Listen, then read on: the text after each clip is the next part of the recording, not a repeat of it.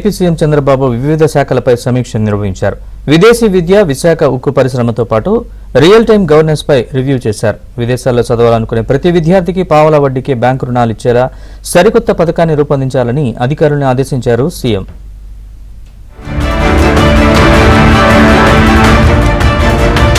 ఏపీలో విదేశీ విద్యపై సీఎం చంద్రబాబు రివ్యూ నిర్వహించారు. విద్యార్థులకు విదేశీ విద్య విషయంలో మరింతగా ఆదుకోవాలని సీఎం నిర్ణయించారు. విదేశాల్లో గ్రాడ్యుయేషన్, పోస్ట్ గ్రాడ్యుయేషన్ చదవాలనుకునే ప్రతి విద్యార్థికి పావలా వడ్డీకే బ్యాంకు రుణాలు ఇచ్చేలా సరికొత్త పథకాన్ని రూపొందించాలని అధికారులను ఆదేశించారు. ఎలాంటి పరిమితి లేకుండా ఎంతమంది విద్యార్థులైనా చదువుకునే వీలుండాలని చెప్పారు. అలాగే దేశంలో ఐఐటి, ఐఐఎం, నీట్ వంటి ఉన్నత విద్య చదవాలనుకునే వారికి కూడా ఈ పథకం వర్తింపజేయాలని సూచించారు. ఇందులో 4% వడ్డీకే బ్యాంకు రుణాలు ఇవ్వడంతో పాటు దీనికి ప్రభుత్వం గ్యారంటీ ఇస్తుందన్నారు. 14 ఏళ్లలో రుణాన్ని చెల్లించుకునే వెసులుబాటు ఇస్తామని అన్నారు. మరోవైపు బీసీ విద్యార్థులకు ఐఐటి, నీట్లో కోచింగ్ కోసం రాష్ట్రంలోని 2 ప్రాంతాల్లో శిక్షణా కేంద్రాలు ఏర్పాటు చేయాలని స్పష్టం చేశారు. అన్ని హాస్టళ్లను రెసిడెన్షియల్ పాఠశాలలుగా మార్చేందుకు అధ్యయనం చేయాలని, దీనిపై సమగ్ర నివేదిక సమర్పించాలని అధికారులను ఆదేశించారు. బీసీ రెసిడెన్షియల్ స్కూళ్లలో చదివే విద్యార్థుల్లో ఈ ఏడాది IIITకి ఎంపికైన వారిని సమీక్షా సమావేశానికి ముందు సీఎం చంద్రబాబును కలిశారు. వారిని అభినందించిన సీఎం ఉన్నత విద్యలో మరింతగా రాణించాలని ఆకాంక్షించారు.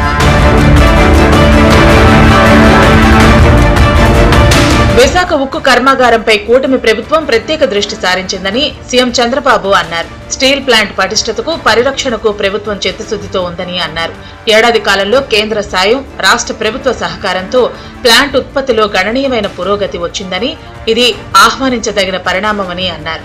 ప్లాంట్ నష్టాల నుంచి బయటపడేయటానికి, బలోపేతం చేయడానికి యాజమాన్యం, కార్మికులు, ఉద్యోగులు, కేంద్ర, రాష్ట్ర ప్రభుత్వాలు కలిసి పనిచేయాల్సి ఉందన్నారు.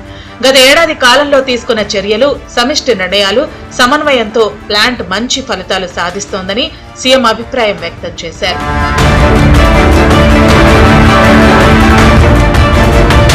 రియల్ టైం గవర్నెన్స్ విభాగంపై ముఖ్యమంత్రి చంద్రబాబు సమీక్ష నిర్వహించారు. ప్రజలకు అందిస్తున్న పౌర సేవలపై ప్రజల నుంచి IVRS, QR కోడ్ల సాయంతో సమాచారం సేకరిస్తున్నామని అన్నారు. రాష్ట్ర ప్రభుత్వం వివిధ శాఖల ద్వారా అందిస్తున్న పౌర సేవల్లో ప్రజల సంతృప్తి స్థాయిపై ముఖ్యమంత్రి అధికారులకు దిశానిర్దేశం చేశారు.